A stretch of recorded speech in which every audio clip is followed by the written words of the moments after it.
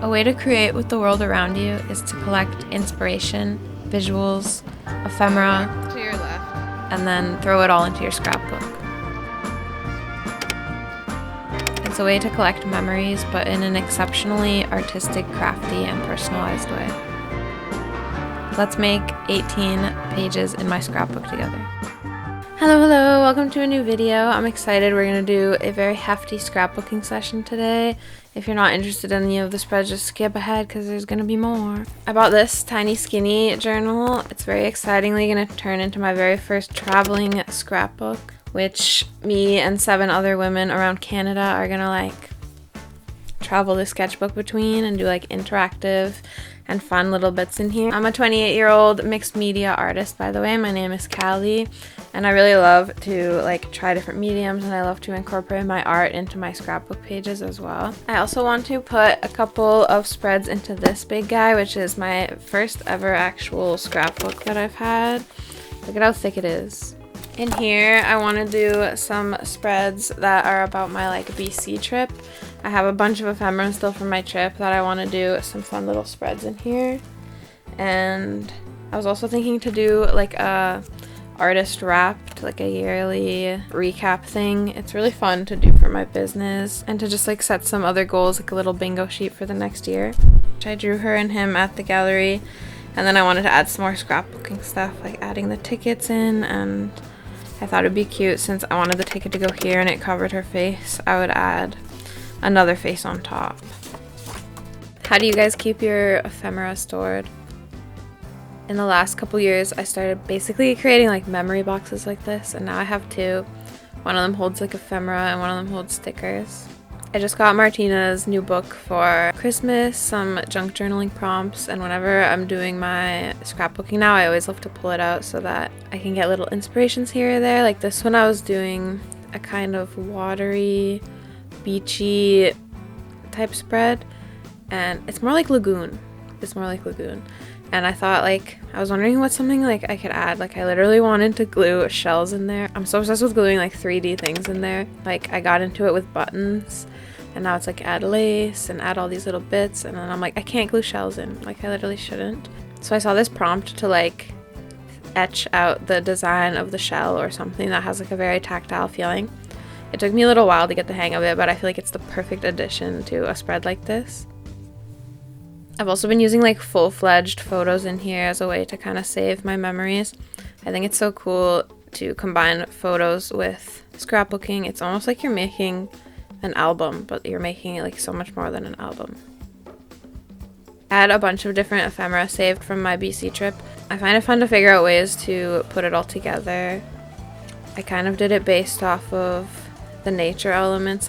Everything in here has a very lagoon vibe, a seashore vibe, and I think it all just pairs really well together.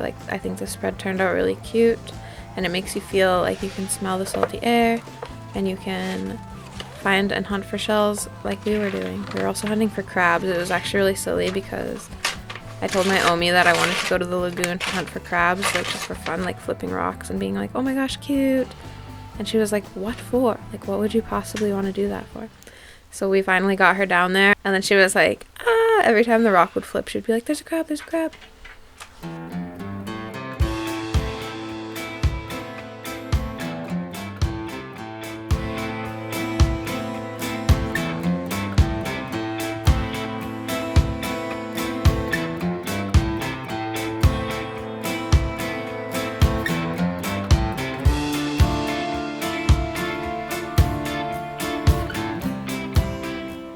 At the very bottom there is a tiny cutout of my Omi that I stuck there, which I think is so cute. You wouldn't even notice it, I don't think, if I didn't point it out. I was committed to the scrapbooking session, but unfortunately I ran out of freaking glue sticks. So I started using wood glue watered down. And I'd say I watered it down a little bit too much because my pages were getting wrinkly. But I kind of like it for this one because I was using, the background was from a fish and chips restaurant. And I remember asking them, please, can I have a clean one? I need to use this in my scrapbook. I'm kind of sad I didn't even show it that much. I ended up covering it with a bunch of different stuff. But this page kind of has the vibe of mountains and lake. and I went with like blue and red. If you're lost for how to use your ephemera and bits and bobs, I definitely recommend going for like limited color palette, or if you have like just kind of like some kind of a theme, you know. It doesn't have to be like in the order of how you did the trip, or like everything has to be like accurate that you got it there. It's like, it doesn't have to be like that. You can just find like a theme or a color palette and just like smash it all together. These little I don't actually know what they're called, but these like vintage kind of like film photo things where you can see through it. I got a couple of those at a thrift shop, and this one is perfect because it shows a little lake. I grew up in Whistler, so this spread is very Whistler vibes. The other one is more like Victoria, lagoons.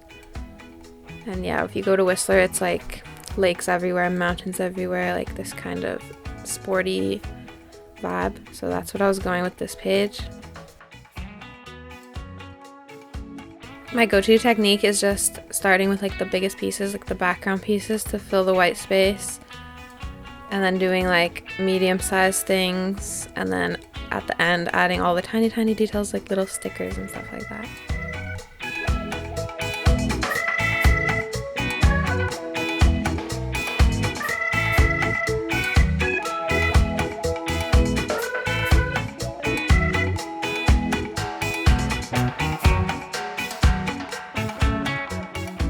This video spans over like 3-ish scrapbooking sessions, and I literally do 16 pages. Is it? I do 9 spreads and I do 16 pages. Buckle up. Get cozy. We're actually almost halfway through the video, but it's pretty crazy how many spreads. You know how you just kind of like collect things, and then I sit down and just do like so many spreads at once. Now this one has more of a forest theme, like a deep forest, mushrooms, and I really wanted to use this little farm sticker on top of this photo of me and my family because we were at a farm. Nixon Farm is not the farm we were at, but it just is very aesthetic, the sticker that I have. This one's very heartwarming to me because it has like this really nice letter from my family after I ended up staying in Whistler for like a whole month. So this just feels like a really cute and wholesome spread for me to be able to look back on, and it's cool to have all of these like different themes of my trip laid out in this way. Last year I did my very first artist wrapped page where I basically like collected different ephemera from my Stay Curious Art Emporium business, and like my journey as an artist, and like stats for how I did that year. And this year I definitely had to do it again. It's just so fun to be able to look back on that.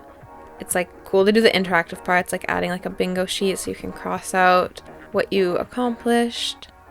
And it's a very like endearing way to kind of track your growth. I actually just came back from our very first GTA Craft Club.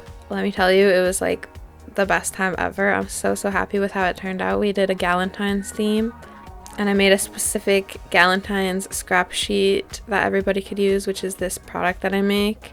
This video is sponsored by Stay Curious Art Emporium, specifically my scrap sheets. They're basically my art, things that I photograph, copyright-free art that I search for, and then I put them all together in these themed scrap sheets, and then I also create a pattern to go along with it, so it has everything you'd need to be doing a themed spread.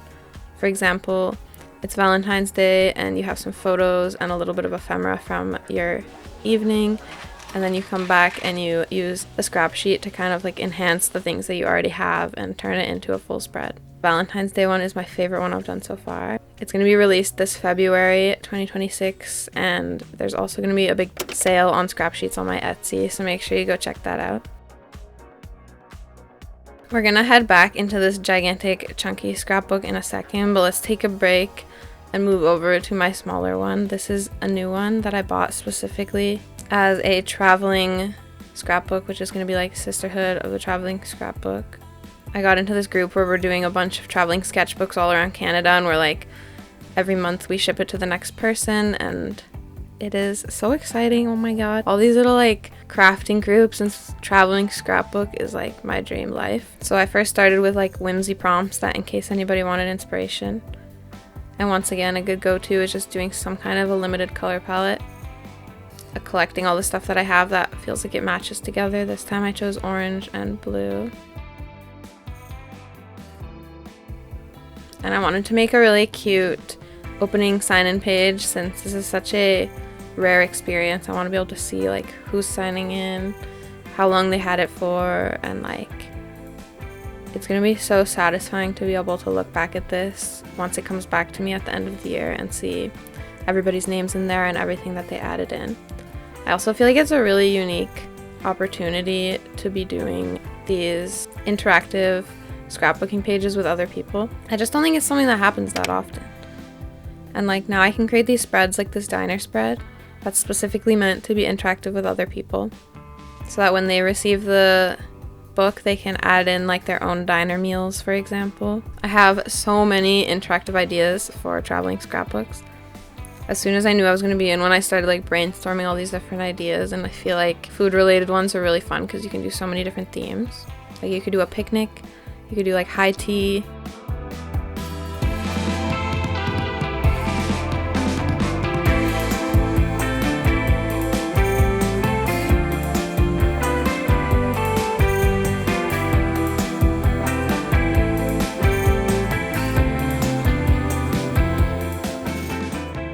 One of my first ideas that I knew I 100% wanted to do was doing a trinket shelf recreation where people could add their own trinkets onto the shelf.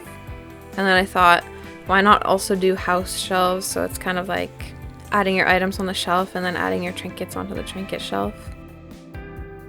And that book that I've pulled out a few times, The Extraordinary Bits to Collage or something like that, it came in so handy for these shelves, like the perfect little trinket things to cut out and put in there. It's so fun.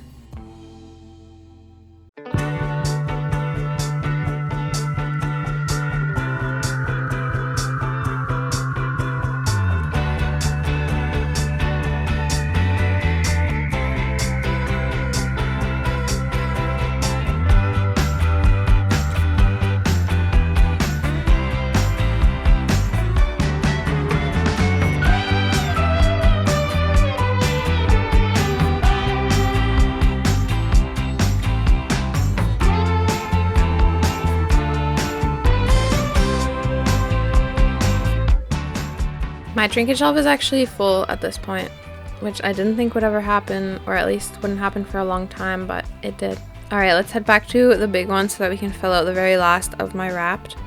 I basically wanted to print out some specific things that I made that year, like upcycled clothing and like my paintings to cut out, and some of my favorite art products I made to cut out and to put into the spread.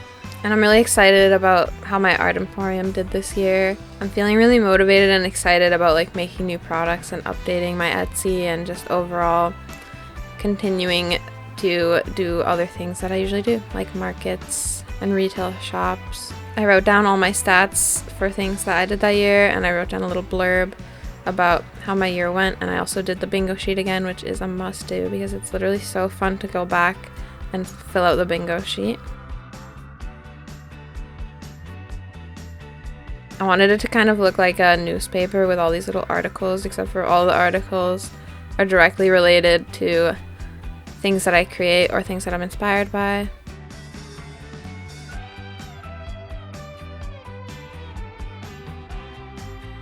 I did a specific spread to talk about all the things I upcycled this year. It was around 60 items because I got way more into upcycling with my art patches this year. And then I did a specific page for my first solo gallery show, kind of things that were a big deal for me this year. And then lastly, I did kind of the recap page that has all of the last little bits and bobs and the bingo and everything. I'm really happy with how all these spreads turned out, and thanks for chilling with me while I freaking went serious scrapbooking mode. Let me know in the comments what your next scrapbook page is going to be. And if you're looking for any Valentine's Day ephemera, go check out my Etsy shop. It's linked below. And if you happen to be in the GTA or Toronto and you want to join our little craft club, it will also be linked in the description. I seriously cherish crafting community, whether it's online or in person. So thanks so much for watching the video, and make sure you follow along for the next adventure.